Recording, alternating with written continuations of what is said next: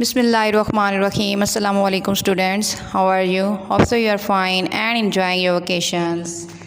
Today our topic is physical and chemical changes of matter. आज हम new chapter start करेंगे, chapter number 5 physical and chemical changes of matter, page number 56. The first main topic is physical change. अब physical change क्या होता है? Physical change एक ऐसा change होता है जिसमें न्यू सब्सटेंस नहीं बनता, in which one substance does not change. For example आप क्या करें, चाक ले लें, ठीक है, थोड़ी सी डस्ट ले लें, दोनों को एक कप में रख लें, उसके बाद आप उसके अंदर पानी ऐड कर दें, उसको मिक्स कर लें. थोड़ी देर के बाद आप उसको छोड़ दें धूप में. जब पानी इवैपोरेट हो जाएगा, ड्राई हो जाएगा, तो आपको चाक अलग नज़र आएगा और जो डस्ट होगी वो अलग नज़र आएगी. इसका मतलब है कि इससे कोई नया प्रोडक्ट नहीं बना. तो ये क्या है? ये एक फ़िज़िकल चेंज है. इसके बाद पानी ले लें, पानी को आप एक बाउल के अंदर लेके उसको बॉयल करें. बॉयल करने के बाद पानी इवैपोरेट हो जाएगा, लेकिन क्योंकि पानी जो है वो वाटर वेपर्स में कन्वर्ट हो गया, उसकी स्टेट चेंज हो गई है, यानी हालत चेंज हो गई है, लेकिन उससे नया सब्सटेंस नहीं बना, कोई नई चीज़ नहीं बनी, तो हम इसको क्या कहेंगे? ये क्या है? फ़िज़िकल चेंज है. इसके अलावा आप एक एलुमिनियम कैन ले लें, एलुमिनियम कैन को क्रश कर दें. क्रश करने से भी उसके साइज़ और शेप में चेंज आएगा, लेकिन एक नया सब्सटेंस नहीं बना. तो ये कौन सा चेंज है? फ़िज़िकल चेंज है. इस फिज़िकल चेंज को हम एक बार फिर डिफ़ाइन कर लेते हैं कि फ़िज़िकल चेंज एक ऐसा चेंज होता है जिससे कोई नया प्रोडक्ट या नया सब्सटेंस नहीं बनता, सिर्फ उसके साइज़, शेप, कलर या फिर हालत में चेंज आता है. चेंजेस मैटर क्या होता है? मैटर मादा को कहते हैं. हर वो चीज़ जो वज़न रखती है और जगह घेरती है उसको हम मैटर कहते हैं. मैटर की 3 स्टेट्स होती हैं, सॉलिड, लिक्विड और गैस. अगर सॉलिड की बात करें, आइस को जब आप हीट करते हैं तो वो वाटर में चेंज हो जाता है. वाटर को फिर बॉयल करते हैं तो वाटर वेपर्स में कन्वर्ट हो जाता है. ये जो तीनों इसकी स्टेट्स हैं ये भी क्या कहलाएंगी? फिज़िकल चेंज और chemical change? No, yes, physical change. ये केमिकल चेंज नहीं बल्कि क्या है? फ़िज़िकल चेंज, क्योंकि इससे कोई नया प्रोडक्ट नहीं बना. इसके बाद एग्जांपल दी हुई है कैंडल वैक्स की, यानी मोमबत्ती ले लें, ठीक है. उसको जब आप जलाएंगे तो क्या होगा कि आहिस्ता आहिस्ता वो मेल्ट होना शुरू हो जाएगी, यानी पिघलना शुरू हो जाएगी. और एक वक्त आएगा कि वो कैंडल वैक्स बिल्कुल पिघल जाएगी, मेल्ट हो जाएगी.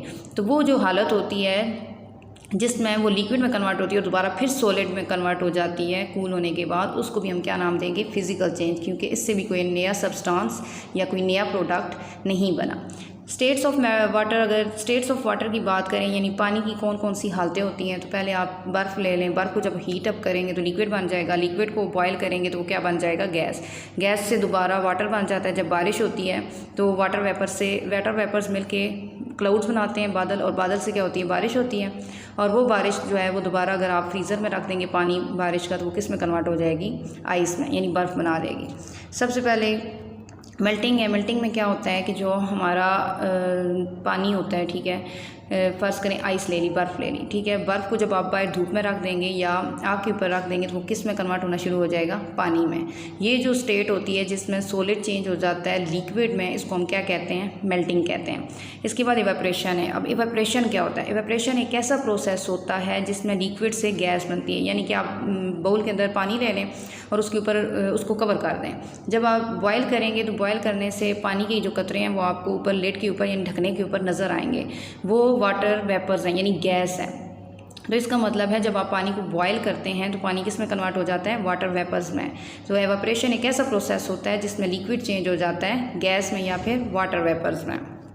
जितना ज़्यादा टेम्परेचर होगा उतनी ही ज़्यादा क्या होंगी? एवापोरेशन होगी. और ये तो क्वेश्चन आता है ना माइंड में कि फिर बारिश कैसे होती है? तो इसका ये आंसर है कि जितने भी आपको डैम्स नज़र आते हैं, नहरें नज़र आती हैं, दरिया नज़र आते हैं, समंदर नज़र आते हैं, सूरज की जो अगर धूप होती है, ठीक है, सूरज की रोशनी की वजह से, धूप की वजह से जो उसकी हीट होती है, उस हीट की वजह से पानी इतना हीट अप हो जाता है कि उससे जो पानी है वो किस में कन्वर्ट होना शुरू हो जाता है? वाटर वेपर्स में. Next is condensation. अब कंडेंसेशन क्या है? कंडेंसेशन एक ऐसा प्रोसेस होता है जिसमें गैस जो है दोबारा लिक्विड में चेंज हो जाती है, यानी जो बारिश होती है. क्या होता है कि जब पानी बॉयल करते हैं, ठीक है, तो वाटर वेपर्स बनते हैं, गैस बनते हैं. वो गैस जब आपस में इकट्ठे होते हैं ना कतरे, वाटर वेपर्स, वो जब आपस में मिलते हैं तो वो क्लाउड्स बनाते हैं, बादल बनाते हैं. उस बादल से दोबारा क्या होगी? बारिश होगी, ठीक है. हेल हो सकती है, स्नो हो सकती है, स्लीट हो सकती है. ये सारे प्रोसेस हैं प्रेसिपिटेशन के या कंडेंसेशन के.